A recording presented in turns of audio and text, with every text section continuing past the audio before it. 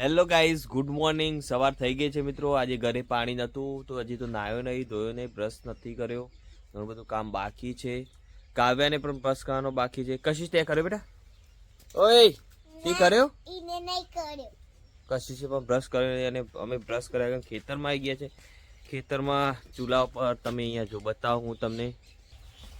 અહીંયા પાણી ગરમ કરવા મૂકી દીધું છે. પાણી ગરમ થશે. પાણી ગરમ થયા બાદ આપણે નહીં કાઢ્યું તાર નામાં નહીં ચો જા ફરવા જવા થાજો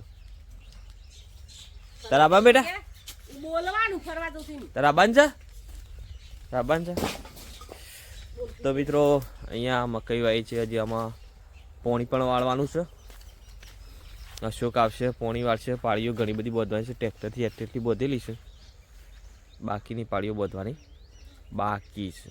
તો એ પણ કોમ છે. પણ આજે રવિવાર છે થોડું. તો મિત્રો આજે રવિવાર છે, થોડું કામ છે તો બહાર જવાનું છે. જોઈએ છીએ કેવો ટાઈમ મળશે. બહાર જવાનો ટાઈમ મળશે તો જઈશું. ખેતરનું ઘણું બધું કામ પડી રહ્યું છે તે પણ આપણે પૂરું કરીશું મિત્રો. ખેતરની સવારની સવાર ખૂબ જ મજા પડી જાય તેવી હોય છે મિત્રો. તો આજે આપણે તો વહેલા ખેતરમાં આવી ગયા છીએ. અને નાહવાનું, ધોવાનું, બ્રશ કરવાનું ઘણું બધું કામ બાકી છે. તો મિત્રો આપણે પહેલાં તે કરી લઈશું અને પછી આગળનો વિડીયો બનાવીશું.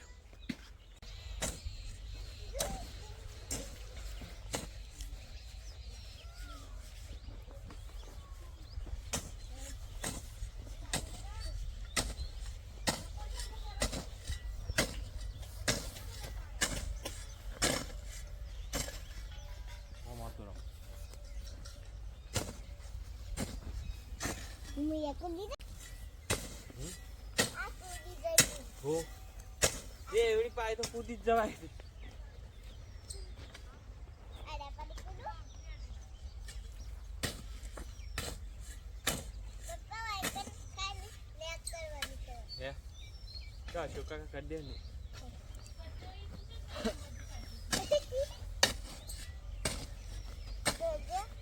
કોને આ પાડી બોલતી?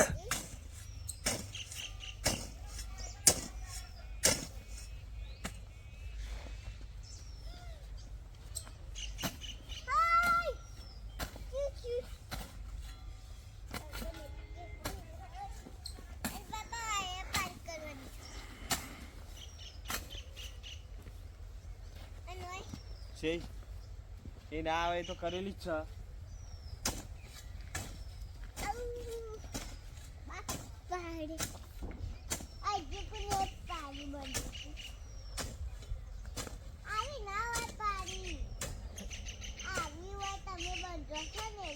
ભાઈ તો ટ્રેક્ટર થી કરેલી હોય યાર.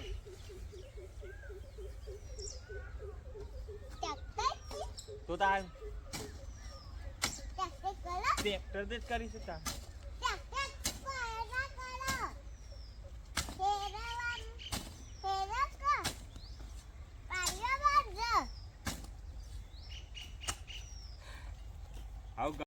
તો મિત્રો હું આવી ગયો ખેતરમાં ને જમી લીધું. જમીને હવે હું તૈયાર થઈ ગયો અને હવે જવાનું છે બહાર.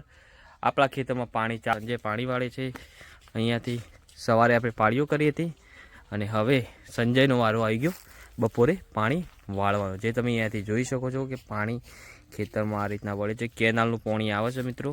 ના રીતના ચો જા બેટા, ચો જવું છે? હા ફરવા જા લડતા. તો મિત્રો આપણે જઈએ હવે હસમપુર જવું છે ઘોઘ મંદિરે દર્શન કરવા. તો આખી ફેમિલી તૈયાર થઈ ગઈ છે અને હવે અમે જઈશું હસમપુર ઘોઘ મહારાજે દર્શન કરવા માટે. તો મિત્રો વિડીયોની અંદર બનાવી રહેજો. કાવ્યા અને કશિશ હારે જઈ રહ્યા છે. ક્રેટા ગાડી છે, આજે ક્રેટા લઈને જવાનું છે. તો એ બંને જણા આગળ બેસા. પાછળ બે એવું બેઠા કે આગળ બે તારા બે જણા.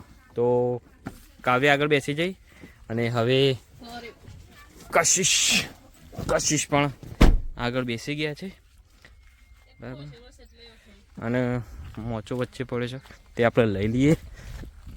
કાલ તો ગાડી ફસવાની હતી અને આજે પણ જો સાઈડ નહીં કરીએ તો ફસાઈ જાય. પહેલાં આપણે મૂકી દઈએ મોચાને લઈ જઈને સાઈડમાં. તો કાવ્યા અને કશિશ બંને ગાડીમાં બેસી ગયા છે અને હવે આપણે નીકળીશું ગાડી લઈને હસમપુર જવા માટે. આપણી ક્રેટા ગાડી છે. આગળથી લઈ લે પ્રકાશસિંહ. આગળથી પ્રકાશી અને ડીએમ બંનેને લઈ લેશું અને આપણે જઈશું મંદિરે. ચલો તમારા દાતન તું નહીં વાંખી એક હાચવી નો અગડી ના આવે. તું બહાર નીકળી જઈ. જો આવ્યો. હજી કાવ્યા નાની છે, દરવાજો વાંકી શકતી નહીં. ચાલો મિત્રો જઈએ હસનપુર મંદિરે. ગાડી ચાલુ થઈ ગઈ છે. હા બેટા હું લઈ લે પાકીટ. પાકીટ તું પકડી રાખ. તું પકડી રાખ પછી હું લઈ લો આગળ જઈ. હા તો મિત્રો હું કાવ્યા, કશિશ અને તેની મમ્મી અને પ્રકાશી અમે 5 જણા આવી ગયા હસનપુર ગોગ મહારાજના મંદિરે. મિત્રો આ મંદિર હસનપુર ગામથી થોડેક દૂર ખેતરની અંદર આવેલું છે, જે તમે અહીંયાથી જોઈ શકો છો. પછી કાવ્યા અને હું અને કશિશ 3 જણા અને એની મમ્મી પાછળ આવતી હતી. અમે 3 જણા આવી ગયા મંદિરની અંદર આવીને અમે અહીંયા દર્શન કરવા લાગ્યા. મિત્રો તમે અહીંયાથી જોઈ શકો છો કે અહીંયા ગોગ મહારાજનું અને વીર મહારાજનું એમ બંને મંદિર સુંદર અને સરસ એવા આવેલા છે. કોઈક વાર આવો તો આ મંદિરની મુલાકાત લેજો.